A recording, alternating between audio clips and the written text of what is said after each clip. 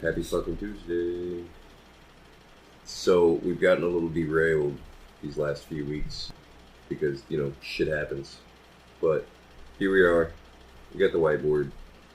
Hopefully this one will be something like legible. Maybe we can at least come back to the same points. And it's actually the big whiteboard. Yeah, I brought it. So, it's third point I'm unfamiliar with. You're going to have to go ahead and explain to me. The 369? Yeah. That's later in the show, man. We can't get out of order. It'll fuck me all up. So Damn. this is intro phase. Welcome to fucking Tuesdays. Woo!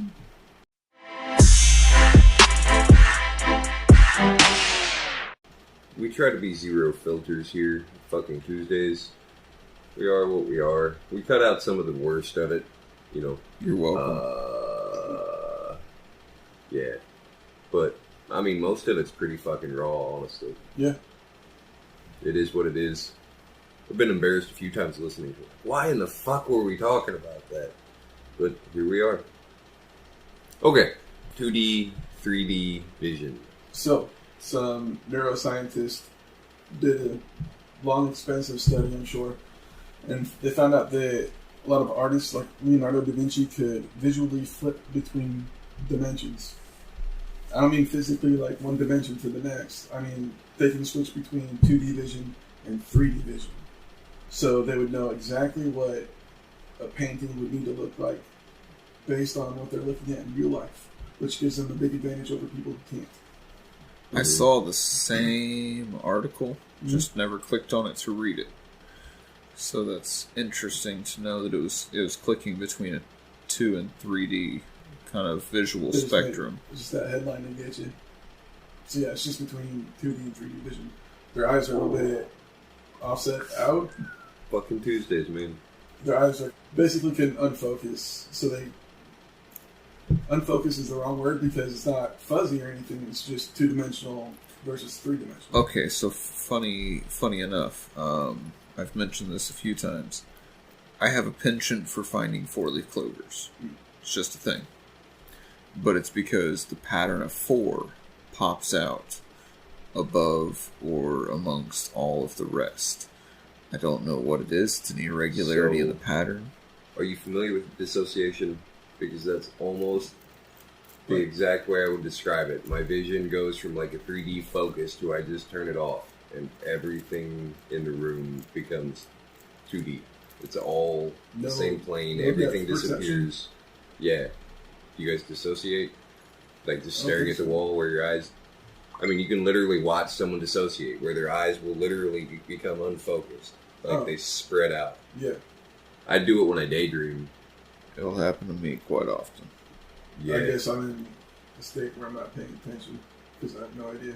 Next time you're staring at the wall, daydreaming, just lost inside your own head, think about it. And then when it's almost like waking up, your eyes have to refocus. That's why most people, when you surprise them, they blink and they have to reset their brain.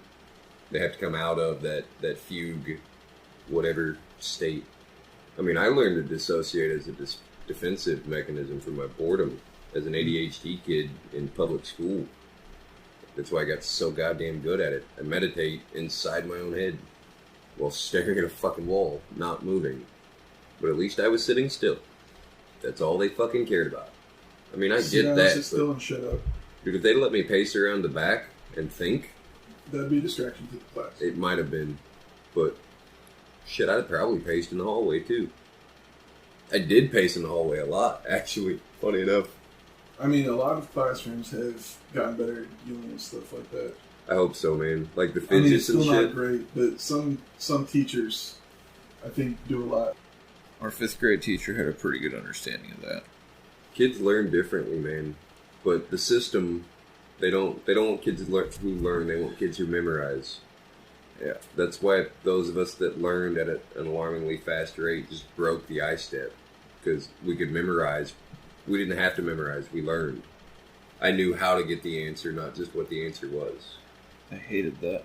They really did. Like, you were supposed to write down the formulas and do the homework and recite this thing, and I don't know. I didn't have to memorize words because I read. If you read all the time, you are constantly seeing those words, and then my own internal weirdness. I literally see the word flash in my mind, like in text, and I can spell it. It's like reading from my inner monologue. Do you have an inner monologue while you read? I don't know. That's why I like reading so much. I go into that trance state. I don't read. I live in that world. I see it. Voices and all? Do you give the... I'm gone. That's where I have a hard time with going from having read books to watching movies based on books, is I have a preset vision of a character. I have a preset voice of a character. I have, preset visualizations of the settings, the homes, the vehicles, the weapons, what have you. And then you have another person's interpretation via the film. Mm-hmm. And a lot of times it clashes, and it rubs me the wrong way. Like with Hobbit and Lord of the Rings? Uh-huh. I don't think this is just the more recent big ones. I don't think works like that should be bastardized so hard. It's not supposed to be Peter Jackson's interpretation of a book. It's the book made into a movie. Lord of the Rings wasn't that bad. It was one of the somewhat true.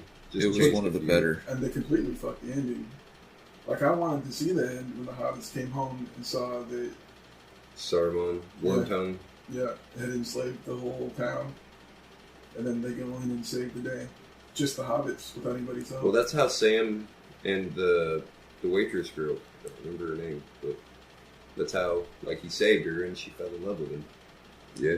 Yeah, and Wormtongue got his. Mm-hmm. They both did, didn't they? Wormtongue stabbed Saruman. Yeah. If I remember correctly. And then he fled, I think, in the book. Or shot with an arrow or something. I mean, it wouldn't, I don't know. It's been a while. It has been a very long time.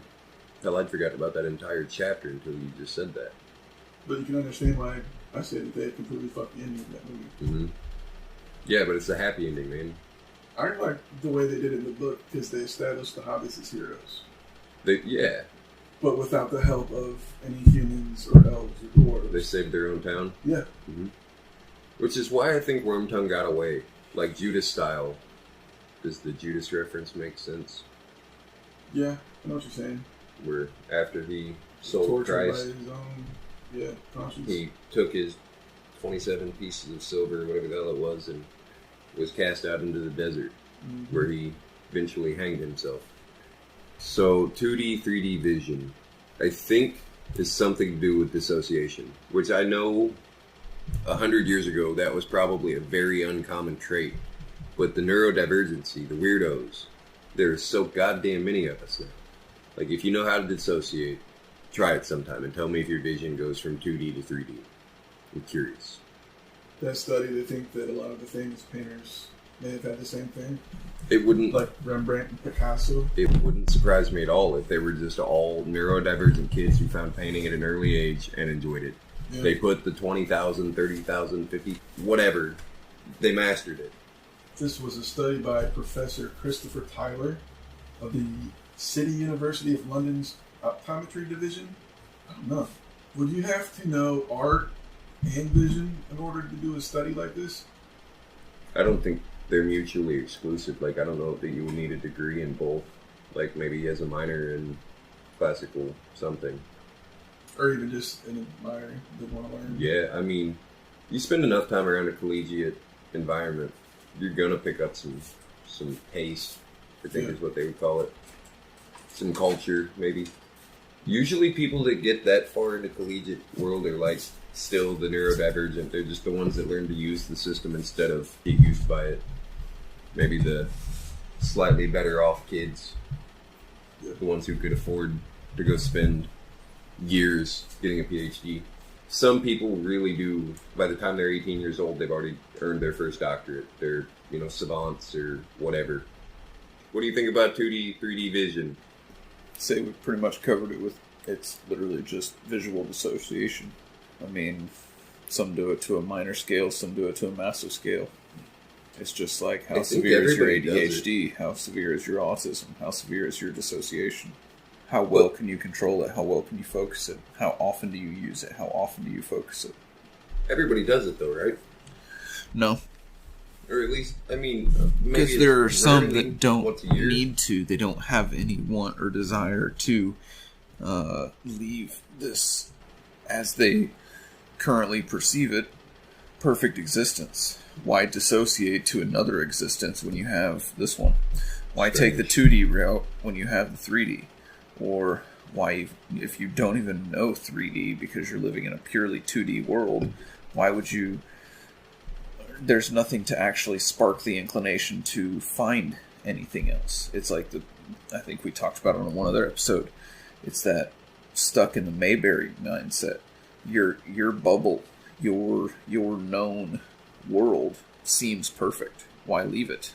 There's no perceived understanding of anything outside of that bubble, of that existence. Some people are too stuck in 2D to even know or see 3D. I think only those that see 3D can dissociate to 2D.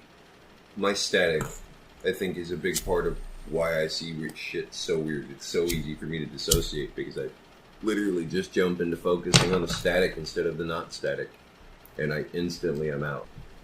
I have no idea if that... Maybe I'm just going blind and it's easier to turn my fucking eyeballs off. It seriously could be the answer. It could be. Like, macular degeneration shit. Yeah, your eyes are just getting tired and you can't keep straight anymore. Kinda. Which I had problems with that from that staph infection I got in my head. I thought I was going to be cross-eyed. Well, not cross-eyed, I just have one slightly lazy eye, but it eventually went. Probably should have gone to the eye doctor for that. Probably. I don't know, man. Obviously, you figured it out. Then and my body just adjusted to the damage. They'd have probably put you on something. I don't know if that would have been a good thing or not. I mean, you're already on heavy antibiotics for the staph, right? At the time. I was at the time, yeah. I mean, I had to take 2 IVs of it, and then 2 more regular IVs on top of that. Just dehydrated pretty bad. You know that'll mess up your birth control, right? No, birth. Is that bad? Why do they not have male birth control? Like just which they're supposed to be coming out with pretty soon. From what I see, but like a pill. Okay, so the answer is women usually drop 1 egg, right? Compared to millions and millions billions, of swimmers, I believe, yeah. for men, and it only takes a few, literally. Like I'm not Only saying takes if one, yeah. The odds of 1 sperm, like obviously getting all the way there, yes, but like for just 1 to come out and 1 to make it, you're talking astronomical odds. Yeah. That's why there are billions. It's easier to deal with 1 egg than billions of sperm. That's why the females are so affected and the men's are like, 99.2 instead of 99.9.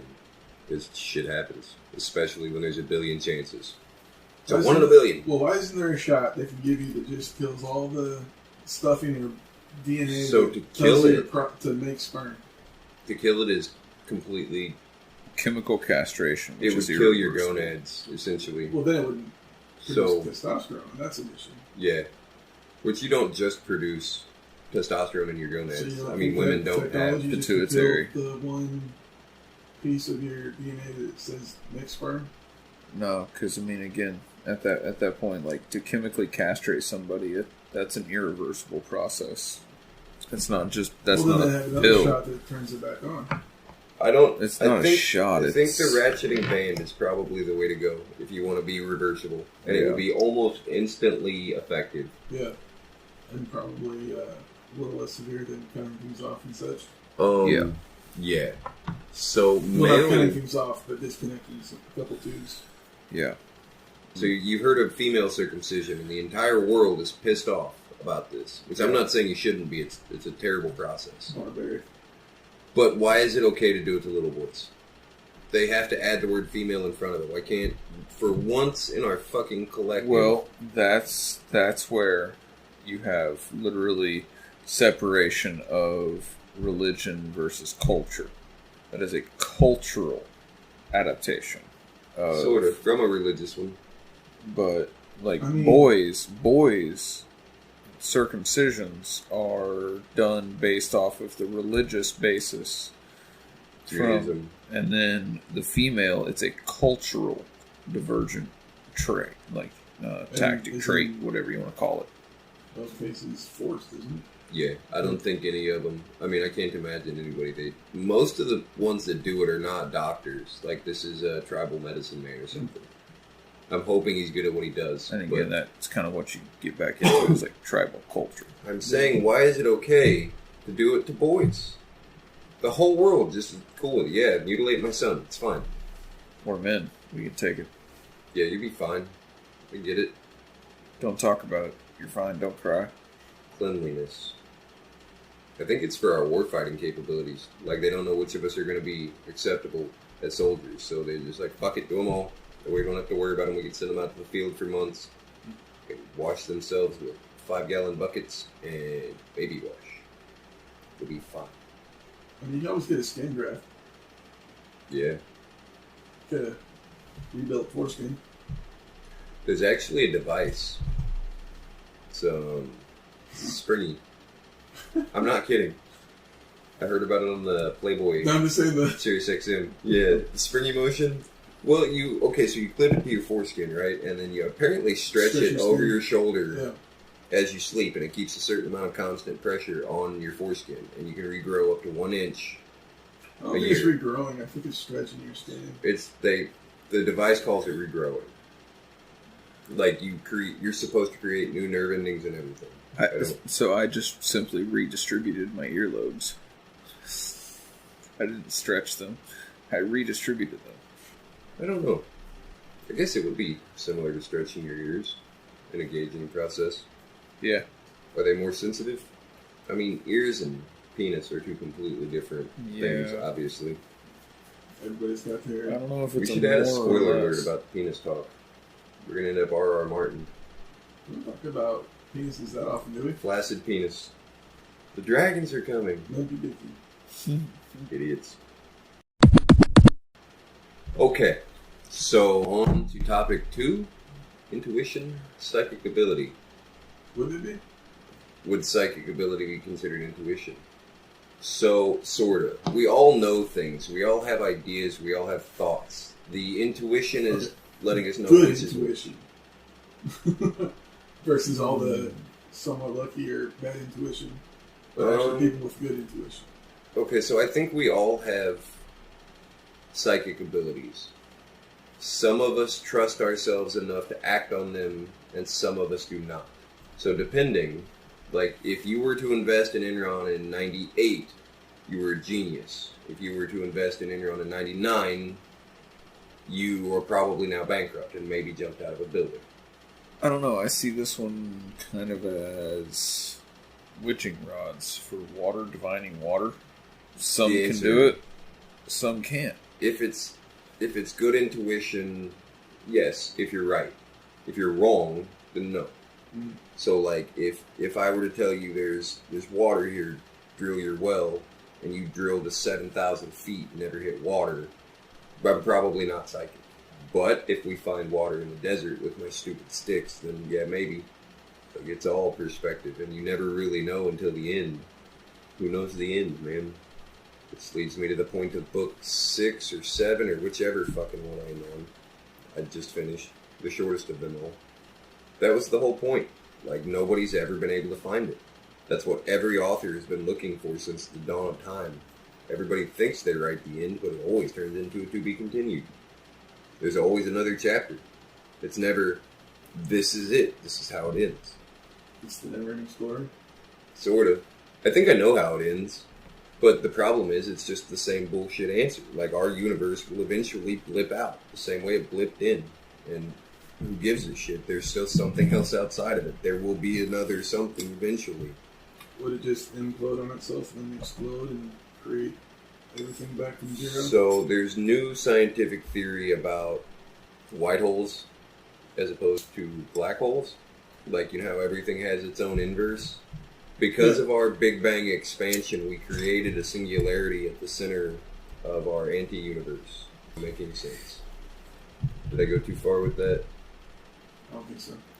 So imagine in a white hole in our anti-universe, everything runs backward. up is down, left is right. It's literally the exact opposite of what we are here, and that's possibly where our shadows live. Like maybe our white hole is a 2-dimension. It's actually a 1-dimensional universe, which is super confusing, just as confusing as the ultimate dimension. Because everything exists in singularity. Everything is one. That nirvana, karma, like all of the consciousness of our entire universe, when we all become perfect as one, will blip back into the white hole in the singularity and share that information. I think that's what Christians call heaven, where even the bad ones, like there is no good or bad, we're all one. So, like, yeah, you were mean to me, but I understand why, because we are one now. I wonder if that's what humans don't truly long for. Knowledge? Nothingness. No responsibilities, but everything. You don't require food, but you're never hungry. Like, there is no rat race because you're there. You've achieved it. And you're there with every other molecule that you've fallen in love with throughout your life. And all of the molecules that you hated throughout your life, you now love because they're a part of you. And you are complete, whole, and healthy. Singularity. It's strange. So, intuition being psychic ability. Yeah, they're almost interchangeable as words. If you're good at it. Like, when I read tarot, if somebody would say you're an idiot, that's not even close, then obviously I'm just not any good at tarot. It's not magic. It's me guessing at things and missing. I don't ever want to be called a phony, right? Mm-hmm. Like, I don't want somebody to run and be like, you're cheating, this is how. Yeah. I have no idea how the fuck tarot works. I know that I go into some form of trance state, and I don't remember shit about it. But everybody I fucking do it for loses their goddamn mind. Mm. Not everybody. Some people get a boring reading where they're like, yeah, obviously that's true. That's too fucking general. But it's the people that, like, I don't want to mention any names specifically, but the people that are doing the family thing and maybe they don't love it, but they're doing really, really fucking good at it. Like, it's just keep doing it. That's your tarot. You win. Keep going. Mm-hmm. Don't quit.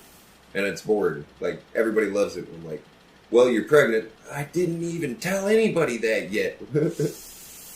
Man, fucking cards, man. Don't look at me. That shit is funny, though. When people legitimately... Well, I also sometimes start tarot readings with just shut up. Hi, somebody told me you could read my tarot. Okay, I will. I'll tell you when. Until then, don't say anything. And then don't say anything other than a few, like, do you have the next hour available? Because if I have to wait on you, I'm going to get bored, I'm going to wander off, I'm not going to be in the trance state anymore, and I'll finish it and not fucking tell you. But generally, the problem is I go too far, answer all of their goddamn questions, so they never come back for a second. Or maybe I just suck, and everybody's like, eh. I started charging Red Bull. If that helps, keeps me awake for an hour of whatever the hell it is that I do. Seems to burn a lot of calories, though. Being that crazy for that long. I've been doing pretty good with the eating thing. What was 369 supposed to make me think of? Oh, Tesla. Okay. So, Tesla, the famous quote, you want to understand the universe, you got to understand vibrations. And specifically, 369. I've only pondered one of these numbers greatly. That's 9. You know anything about the number 9? Kind of sound like Elmo here. If you were to take any number, no matter how big, and add all of the digits together until it comes down to a single digit number, it will be between 1 and 9, right? Makes sense. It's a single digit, and it's a number. So if you have a number, you can't lose them all. You have to have at least one. Okay, so the significance of the number 9 is that the only way to get a 9 is to only have 9s. Am I making sense? Any other number you throw in there with an infinite number of 9s is going to be that number. So like 199. You add it all up, it's 19. But then you reduce that down and it's 1. Weird. Apparently this is making some kind of... Did I mention autism shit? I've been doing this since I was a kid with like phone numbers and license plates and the numbers on the side of trucks and literally any long number I found. It was a race to see if I could reduce it faster than it went away. ADHD shit, I think. I got bored with commercials. Car rides. Anywhere I was bored, I would just add up numbers. We didn't have tablets and shit in the 90s. Dude, the shitty part was it's such a specific form of math that I enjoyed doing. Mm-hmm. Like, they never just, hey, here's a 47-digit number, reduce it. I don't know what it's good for, but I know a thing about 9 from countless hours of thinking about it. I hated math until a specific concussion. And then it was just, I still don't like it, but it just became easy. Neural pathways, dude. They're weird. So if you imagine all of the things you know as little nodes in your brain, that is you've heard you only use 10% of your brain or some shit. This is what they're talking about. It's only so many of your neurons actually store anything. Everything in between are the pathways.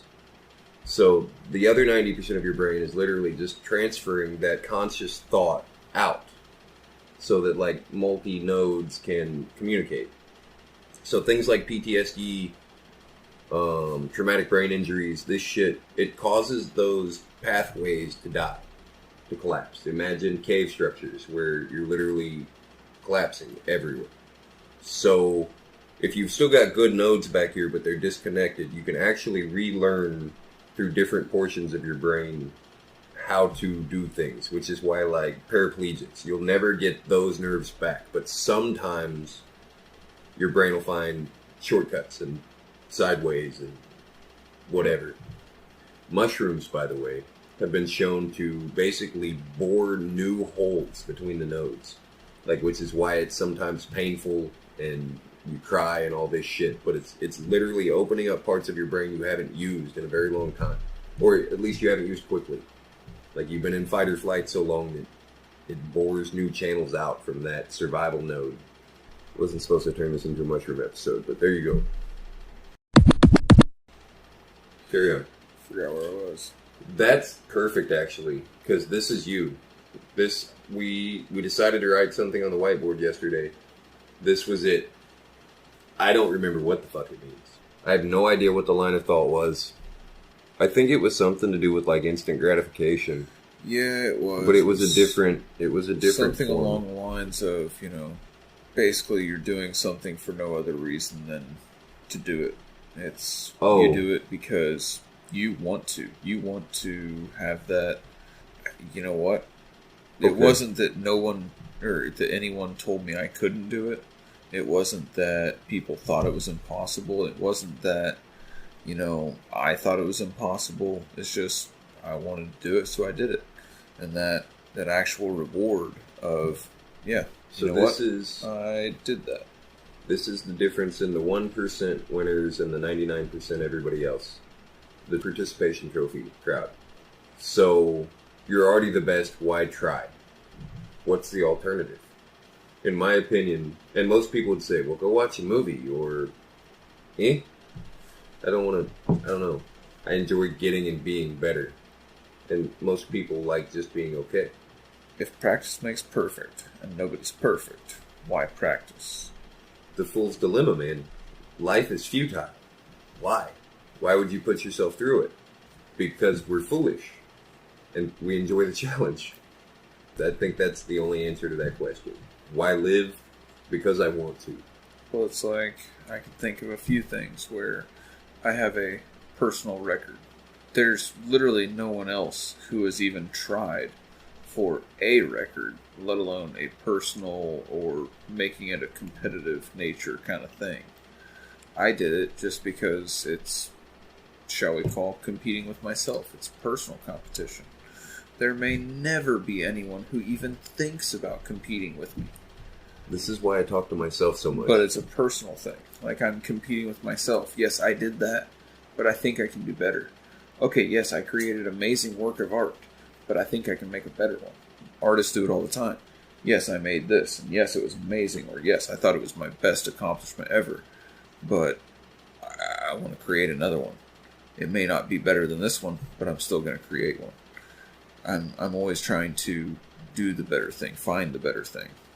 It's like, okay, yes, I did that, but now I want to do something that's going to be, in one way or shape or form, better than that.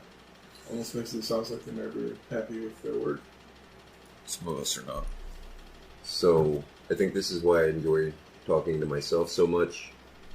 Not being rude here in any way. I mean, like, literally, I've spent all these hours inside my head contemplating crazy situations. Like, I put more thought into certain things than your average person has. So when somebody starts having a conversation with me about something and I put dozens of hours of thought into it, they think I'm insane when I actually have ideas and things to say about said crazy subject. The inside of my head isn't always pretty, and it's not always in a bad way. The odds of us seeing a major catastrophe in our lifetime are staggering at this point.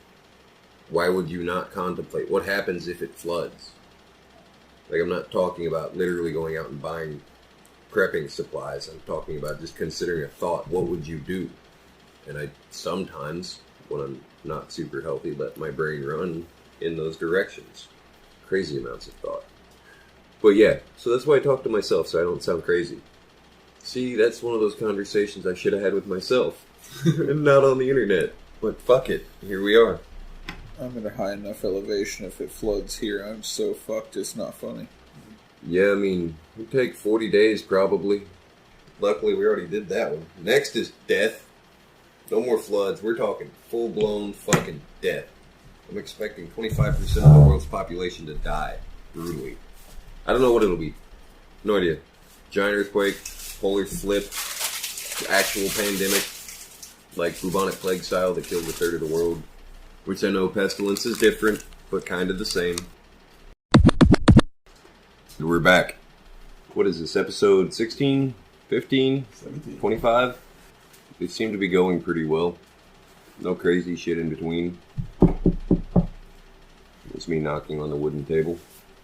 Never too late for crazy shit. Pollution, Earth and beyond. I mean, that's a hell of a topic. We are trying our, clean energy means of preventing pollution. We are trying our recycling. We've been seeing reduce, reuse, recycle for so long. And nobody does it. But at the same time, we are doting upon the accomplishments of space travel and how amazing it is that we're doing all of these recoverable efforts. Did you see where they actually caught a rocket booster with a fucking helicopter? I knew that there were plans to do that, but I don't remember seeing They did it. They did it. Now, granted, they had to jettison it. This is why they're talking space elevator. So just so you know, they're not catching rockets to save the environment. They're doing it because they're expensive. Yeah. They want to be able to send one up twice a day, every day for the foreseeable future. Literally. Okay, And when they, most of those rockets that go up are carrying 30 plus satellites. Yeah. But wait until they're carrying groceries for moon colonists. I'm not kidding. Wait until the U.S. highway system is between here and the moon. Either elevators or, like, literally, you'll have an up elevator and a down elevator. And it'll just all the time shoot. Kind of what I'm getting to is we are polluting both places already. Oh, we need to move to space. We're polluting the planet so bad we need to find another place. Why? So we can pollute it too. We are such monsters in and of the fact of the amount of trash that we produce, the amount of waste, not just excrement. Every animal produces excrement as waste, but our day-to-day, just holy fuck, we use it and can't ever use it again. It's not that we can't, it's that we don't use it again. Again, there are space shuttles going up fairly regularly with 30 plus satellites. Why are they taking 30 to 50 satellites at a time? Because there are that many that are defunct. We've been launching them up there for fucking eternity. 50s. Was it 55 for Sputnik? I'm pretty sure it was 55. The amount of high orbit trash alone is stupid. I think that's one of the reasons why a space elevator won't work. We can't have a stationary object because not every bit of space trash is positioned to miss it. Space Force. That's going to create something. Space street sweeper? Sort of. You'd have to have some kind of giant deflector thing. They'll figure it out, promise. Literal little mini laser guns that just incinerate shit, or like they shoot sound waves and push it away. Now, the shit coming in at 30,000 miles per hour, I don't know what the hell they're going to do about that. Because tiny space pebbles will whip through there at Mach 50 and will literally punch through anything. All the time. That's why they don't even put heavy walls, because there's no point. No. They use aluminum foil, it's easier to patch. Except they are lighter aluminum foil as opposed to ceramic bulletproof plating. What was that? The dragon scale armor? Mm. Where they use the thick octagonal ceramic plates? I think it was Dragon Scale. Yeah, I mean, eventually I think we really will start dumping it into space somewhere. Like, they'll start using old rockets or some shit to just blast trash barges out into the far reaches of space. If it wasn't so expensive, we'd already do it. What's the answer to not making so much trash? Not having so much trash. You can either recycle, or you can hide it. We're running out of holes to put it in. Get rid of it. Just throw it at the sun. The system only works if we're mining asteroids. You can't send off resources without replacing them. Aren't they getting ready to experiment with that? Yeah. Talking about tugging. Basically a portable mining drone, I guess. So they're talking about dragging them into Earth's orbit. Or into the orbit of a nearby planet or something. Like somewhere close to us. So that you can send a rig out onto it. And it'll basically just be its own little work space colony thing. If I'm making sense. People will live there, they will mine it, they will fill up transports, which probably will be automatic. It'll just shoot back. Like I said, the space elevators and the rocket ships, it's going to be a race for who can get you to space and who can get you back. Just like fucking American Airways, man. Earth's Spaceways. Can we go ahead and patent some of this shit or something? Like, I know nobody's going to do it yet. There's no way this doesn't happen. Well, yeah, there is. If we nuke ourselves first. Which is highly likely. Or, die of some superbug, or we've become heathens as a species. I'm not hating, I am one of them. It wouldn't surprise me at all if the next superbug was an STD. Think about that when you think about the plague. Everybody do be fucking. Greece went through a hedonism phase. This was when the Colosseum was built. Maybe not when it was built, but at its height, with the blood sports and stuff. True hedonism. The people were furious about how shitty their lives were, like we are currently. So they took it out in the Colosseum. You could scream at that fucker until the lion ate him. And everybody was cool, 'cause everybody else hated him too. For whatever reason they told you to. Didn't really matter, I don't think. State-funded hatred. It's a beautiful thing. That went dark. And back to the Greeks. Nice. Spooky podcast. Pollution. What else do you have to say about it? It's bad. It's gone from bad to worse, honestly. Systemic problem, right? If everybody that listens to this podcast were to go out and spend 1 hour cleaning every week, it would amount to absolutely fuck all. Because so few people listen to this podcast. If there were 20 million listeners, and everybody were to go out and spend an hour, we could clean this bitch up pretty fucking quick. But the problem is there aren't 20 million. There's like 7. It's okay. One of these days. We're probably 20 years too early, like everybody. That's why they found Lovecraft in a fucking gutter. That was Poe. It was both, wasn't it? Probably. I'm pretty sure they both died. Like, Lovecraft was late 20s, early 30s. Poe was mid 30s or early 40s, I think. But yeah, they both were just found mysteriously dead in a gutter, penniless. Nobody cared until somebody found their writing years later. What's that last subject say? Acceptable means of population control. This is a fun one. So what do you mean acceptable? To who? Myself personally? Or what the systemic problems would be? Well, it seems to be that the only acceptable means, as of right now, Acts of God. is war. Or acts of God. COVID was accepted? No. Whatever that means. That's, No. a bunch of different podcasts. That was far from accepted, because that would be everyone was, nope, whoever dies, dies. Fuck it, full send.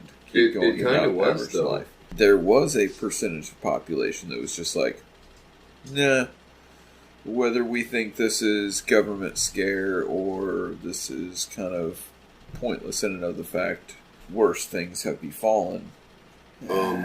Okay, so population control. You're not talking about population reduction. You're talking about control. These are things like we practice with animals. If you get too many deer in one area, there's not enough forage to sustain them all. So they start starving to death. Or fighting and killing each other. You have to have resources to provide. So, acceptable means of human population control. This would be birth control. We could do that pro-choice, pro-life conversation if you want. That's a fun one. We might have already done it. It's part of what it is. Yeah. But it's also, you have to figure, I mean, look at Kevorkian and assisted suicide. That's now come back full cycle. It's almost like Dude, I'm all about ripped it, jeans man. and bell bottoms. Okay, so the problem is Kevorkian did it for anybody that asked, if I remember correctly. Like, if they were of a certain age, he didn't give a fuck. You ready to die? I got you. Mental illness has to be taken into account. Now, he was a real doctor, and I'm not going to say I have more or less experience or any of that shit. Like, I don't know. The people are going to do it.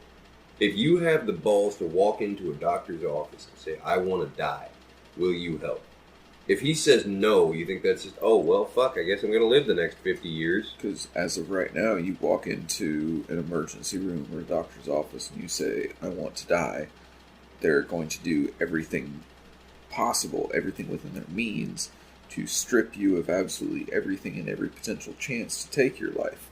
They're not going to aid or assist in that whatsoever. It's the complete opposite. It's to keep you alive is their goal. So they view it or see it. All forms of suicide are seen as mental illness. Whether it be from a religious or a moral status, most people want to prevent suicide if at all possible. I've always thought it was the quitter's way out. Survivor's guilt. I get it. Shit gets bad. It gets dark. But it always seems like quitting to me. Every fucking time. Because it is. But I mean, shit, that's death. I'm not talking about being killed. I'm talking about death. If you die, it is because at some point in your life you quit fighting. You can literally have absolutely everything taken away and be bound to yourself. Bite your fucking tongue off. If you want to die, you're going to die. If you can bite your own tongue until you bleed, you can be declared legally insane. So, acceptable forms of population control. Are you talking for, like, the people who are using it, or what's acceptable to the people it's being used on? Well, I need defined parameters for said crazy. It's part of the discussion of it. What is an acceptable means? So, birth control is one of my favorites, because that's science done right. Pills. No, like, I should personally get a vasectomy. It's just worked out that I haven't. Sorry, I'll get one soon, hopefully. Okay, there's a line of thought where all males at a certain age should get a vasectomy, and then at a certain point where you have the financial and mental means to raise a child, you can get a reverse vasectomy and then decide to have kids. You know, but who sets the parameters of the test to say you're ready? Abraham Lincoln said it perfectly. We hold these truths to be self-evident. For you to surgically modify my body against my will. Now, if you could systemically change it to be like circumcision, where instead of you don't get a circumcision, your family decides, maybe, which I don't even really like that, because you get the religious implications of it. But you would have to get people to willingly want to do it, in my opinion. If you could talk men into doing it. But it's easier to just, no, she can take the pill. Systemic problems. But it's also one of those ones, I'm not going to say that women don't rape men, but look at the instance of, okay, well, in case we didn't catch the mental illness early enough, they were already done. You don't have to worry about rape babies. The mental PTSD that comes along with it for the female side especially, okay, it's still going to be there. But the rape child isn't. I don't know. So That's just one of many facets of it. abortion is a side effect. It is a symptom of the cancer that the world The currently mental trauma of the female having to get the abortion, the separation of the life that she was already carrying, is that heavier than the just, okay, I have to deal with the mental trauma of being raped. I hope anybody listening is never in this situation, but just if you are on your way to the emergency room, pick up a plan B or ask them for one while you're there. Run the rape kit, do everything you need to do, and then plan B that shit. Done. You don't have to worry about it in 3 months. You're done. Please don't do this every Saturday night. They're probably really hard on your fucking body. I'm pretty sure it's like a huge dose of hormones. It literally just period go. And that's just one of those many sides, because So there's no life at that point. Like, I think we could alright, it's divided 3 times, if it's even started dividing yet. Like, you literally have a fertilized egg, not an embryo, we're talking within 24 to 48 hours.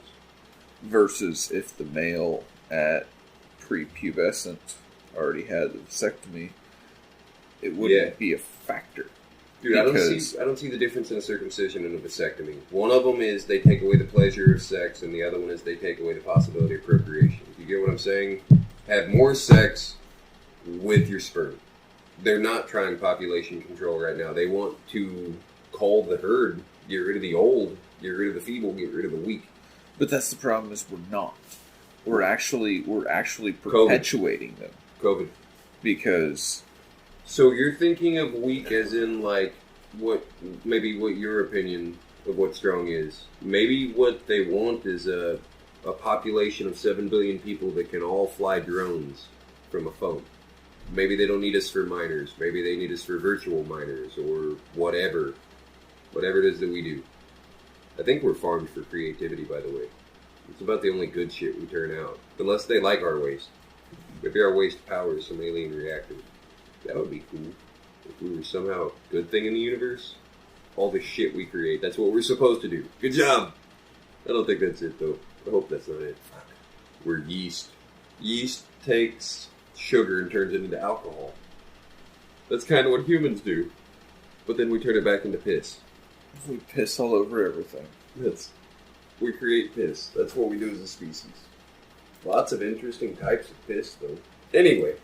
Because, I mean, shit, we can't even decide on an acceptable method to actually exterminate people that we deem as worthy of dying. Why do you think they sit on death row for so fucking long? That's the appeals process.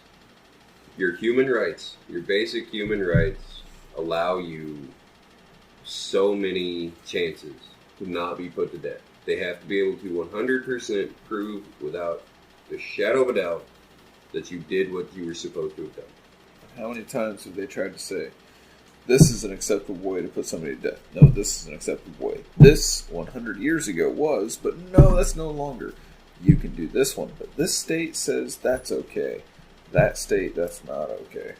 Well, I want to say the reason the lethal injection is fucked up again is because they fucked it up last time. Like, the last time they did it, I'm pretty sure it went wrong. And dude, some states you can still do old Sparky.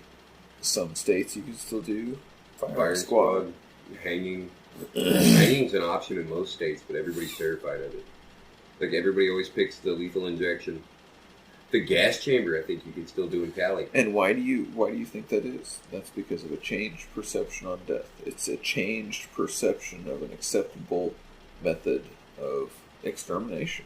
And extermination is part of population control.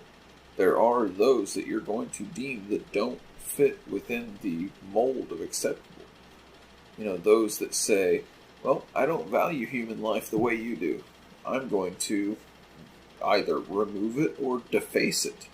And the rest of the world is going to say, no, that does not fit our means. We're going to do exactly what you just did and remove or deface you from this planet. So that's where the law comes in.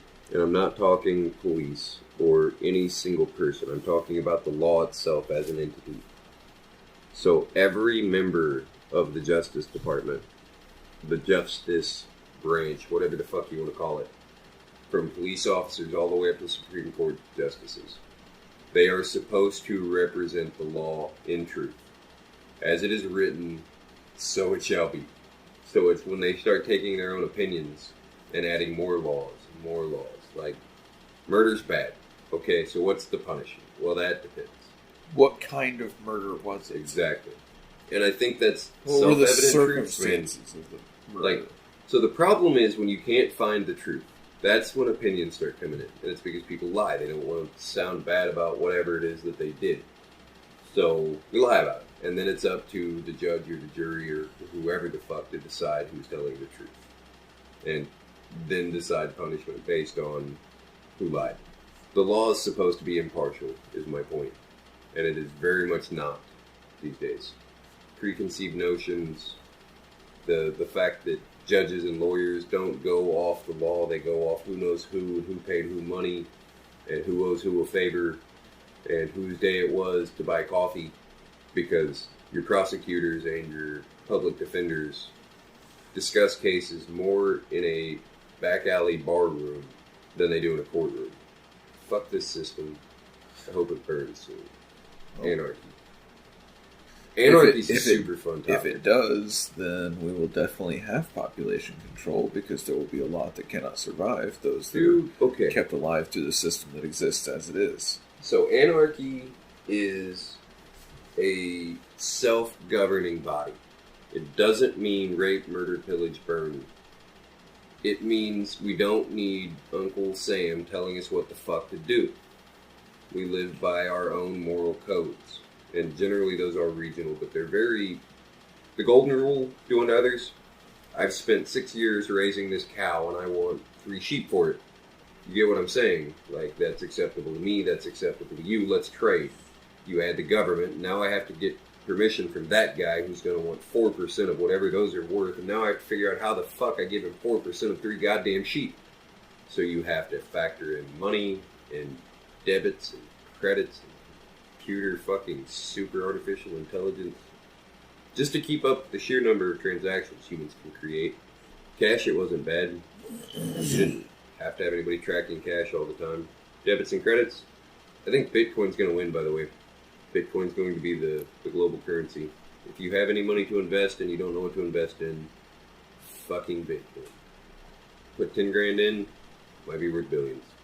The US dollar 100 years ago, if they'd have done it, pushed it over into one world government, who wins? We won the Great War. We picked up Saudi Arabia and our team. Their oil is ours now. Fuck it. We win. But now they've driven it into the ground. The US dollar is worth nothing. That's why gas is so much. The Confederates, the end of the Confederate, whatever country, the joke was you couldn't buy a loaf of bread with a wheelbarrow full of Confederate dollars. Because they had a shit ton of money they'd printed and nothing else. That's why they lost. The North had all the production. Happy fucking Tuesdays. Bye. Bye-bye. Bye.